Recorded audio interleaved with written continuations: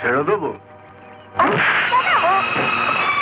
ইনি তোমার দাদাকে সেদিন মেরেছিলেন। আজও মারবো যদি এর হাতটা ছেড়ে না দেয়। ছাড়বো না। তুমি প্রমাণ দিতে পারবে তুমি ওকে ভালোবাসো? তুমি তোমার দাদার সামনে ওর হাত ধরে নাচতে পারবে? বললা চলো। আচ্ছা কি ব্যাপার বলো তো, কিসের এত বেলা হয়ে গেল? শর্মা এখনো দরজা খোলেনি। গত 8 বছর তো কখনো এমন হয়নি। দাঁড়াও আমি দেখছি। শর্মা দিদি, শর্মা দিদি, শর্মা দিদি, শর্মা, শর্মা, শর্মা দিদি।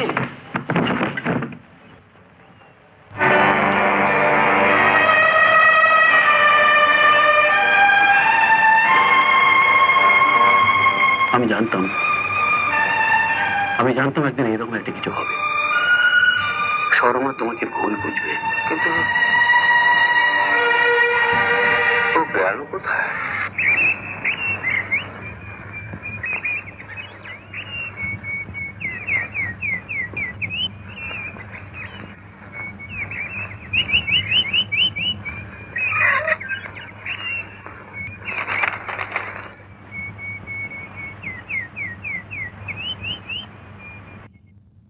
হ্যাঁ, 8 বছর আগে ধূপগঞ্জ স্টেশন থেকে 12 মাইল দূরে ক্যানেলের ধারে অনিমেষ মণ্ডলের লাশ পাওয়া গিয়েছে। আর আমার ছেলে, ওর সঙ্গে আমার ছেলেও তো ছিল। ছেলে?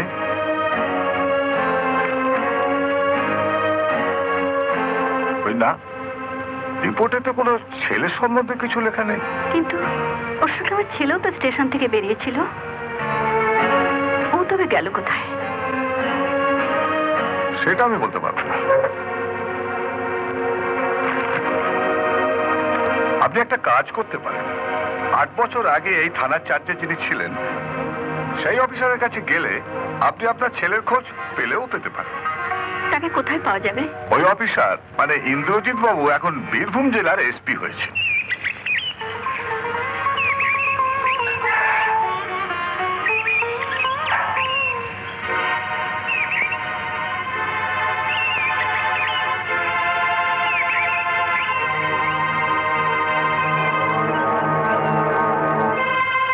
কাকে চাই? আমি একটু এসপি সাহেবের সঙ্গে দেখা করতে চাই। এখানে না, অফিসে যেতে বলো। বলেছিলাম স্যার, কিন্তু উনি বললেন ভীষণ দরকার, 2 মিনিটের বেশি সময় নেবেন না, একটা খোঁজ নিয়েই চলে যাবেন। কিসের খোঁজ? তা বললেন না, শুধু বললেন 8 বছর আগে আপনি যখন ধূপগঞ্জ থানার বড়বাবু ছিলেন তখন ক্যানেলের ধারে অনিমেষ মণ্ডলের লাশ পাওয়া গিয়েছিল, উনি তারই। দয়া করে মুখ ঘুরিয়ে থাকবেন না, যা সত্যি তাই আমাকে বলুন। বেশি কিছু বলতে হবে না, আমাকে শুধু এইটুকু বলুন, ও বেঁচে আছে কিনা।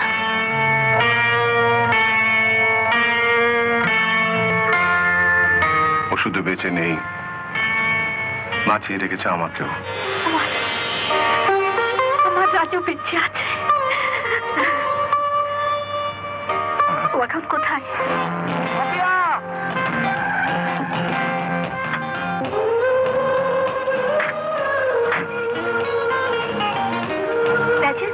আমার দাদা। তোমার বাবা মন্ত্রী, বাবাকে এখানে সকলেই চেনেন, একমাত্র আমি ওনাকে কোনোদিন দেখিনি, চিনিও না, কিন্তু এনাকে আমি চিনি। তুমি আমাকে চেনো? আগে চিনতাম না, সেদিন চিনেছি যেদিন নবাব নামে একজন ওদের স্কুলের সামনে আপনাকে খুব পিটিয়েছিল। পিটিয়েছিল? হ্যাঁ, সেদিন তুমি আসোনি, হেলে তুমিও দেখতে। নবাব আমায় পিটিয়ে তুমি নিজের চোখে দেখেছো তো? হ্যাঁ, সেদিন আমি পাপিয়ার জন্য ওদের স্কুলের কাছে দাঁড়িয়েছিলাম। ভালোই হয়েছে তুমি দেখেছো। তোমাকে নিয়ে বাবার কাছে যাব, তুমি বলবে নবাব আমায় পিটিয়েছে। শুধু পিটিয়েছে বলবো? কেন পিটিয়েছে বলবো না? না, তুমি বলবে নবাব আমায় অকারণে পিটিয়েছে, আর তুমি বললেই তোমার বাবা নবাবকে লাগাবে পুড়ে দেবে। শুনুন, যদি বলতে হয় আমি গোড়া থেকেই বলবো। বলবো যে আপনি স্কুলের একটি মেয়ের কাপড় ধরে টানছিলেন, তাই নবাবদা আপনাকে মেরেছে।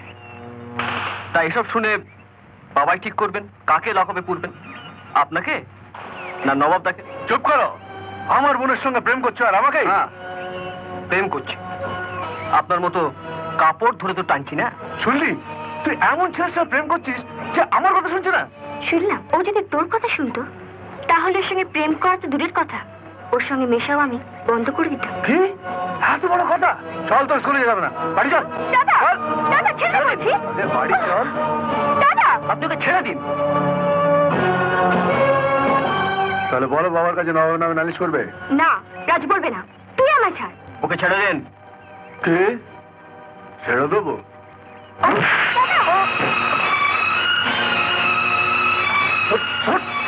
কি করছেন কি আপনি?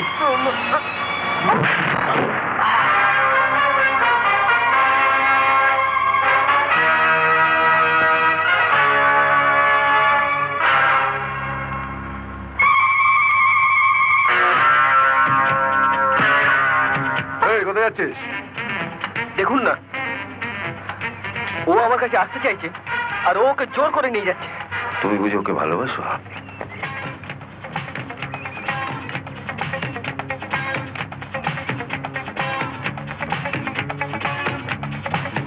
একে কোথায় নিয়ে যাচ্ছ? বাড়ি। ও আমার বোন। বোন তো কি হয়েছে? ও যখন ওর কাছে যেতে চাইছে আমি ওকে ছাড়বো না।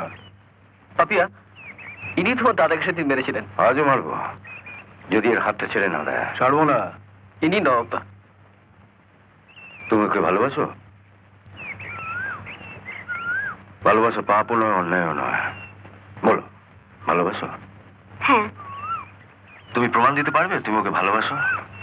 কি প্রমাণ চান বলুন? তুমি তোমার দাদার সামনে ওর হাত ধরে নাচতে পারবে? না না না, আরে শোনো, তোমরা চুটিয়ে প্রেম করে যাও, আর কেউ যদি বাধা দেয় সোজা আশ্রমে গিয়ে আমার খবর দেবে। দরকার হলে আমি নিজে গিয়ে তোমাদের বাবা মার সঙ্গে দেখা করে আসবো। আমার বাবা তো আপনাকে সহ্যই করতে পারে না। ঠিক আছে, তবে তোমার মার সঙ্গে দেখা করে আসবো। আমার তো মা নেই। তোমার বাবা মার সঙ্গে দেখা করে আসবো।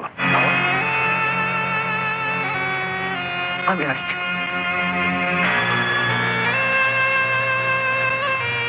কি ব্যাপার, বাবা মার কথা বলতে চলে গেল যে? ওর বাবা নেই। মা? ওর মা বেঁচে আছে কি বেঁচে নেই, থাকলেও বা কোথায় আছে জানা নেই। সে কি? ওর ধূপগঞ্জ নামে একটা গ্রামে থাকতো। ধূপগঞ্জ? হ্যাঁ, ওখানে একদিন ওর চোখের সামনের বাবাকে একজন খুন করে। ও ছুটতে ছুটতে থানায় আসে। ওর সঙ্গে গিয়ে বাড়ি থেকে অমলকে ছোড়ার সময় গ্রেফতার করি। তারপর ওকে নিয়ে এলাম রেল স্টেশনে, কিন্তু ওখানে গিয়ে আপনাকে পেলাম না। আমি তো অনেক রাত অব্দি ওদের জন্য অপেক্ষা করেছিলাম। কিছু বদমাস লোক আমার পেছনে লেগেছিল। ওদের আমি মেরে শর্মাকে নিয়ে আসি আমার আশ্রমে। আপনি ওর মাকে চেনেন? চিনি মানে? গত 8 বছর তো শর্মা আমার আশ্রমে ছিল। উনি এখন কোথায়? অনেক খোঁজ করেও আপনাকে না পেয়ে ওকে আমি আমার কাছে এনে ডেকেছিলাম। 4-5 দিনের মধ্যে ওকে আমি এত বেশি ভালোবেসে ফেললাম যে এক ভদ্রলোক এসেছিলেন আপনার স্বামী আর আপনার ছেলের খবর নিতে। আপনার স্বামীর মৃত্যু সংবাদ তাকে জানিয়েছিলাম। উনি বারবার জানতে চেয়েছিলেন রাজুর খবর, কিন্তু তাকে আমি কিছুতেই বলতে পারিনি যে রাজু আমার কাছেই আছে। কথাটা আমি গোপন করেছিলাম। সেদিন যদি আপনি... হ্যাঁ, সেদিন আপনার মায়ের হৃদয় যেমন সন্তানের জন্য কেঁদেছিল, ঠিক তেমনি কেঁদেছিল এক বাপের হৃদয়। ওর বয়সে মা মরা একটি ছেলে ছিল আমার। মাত্র 2 দিনের জ্বরে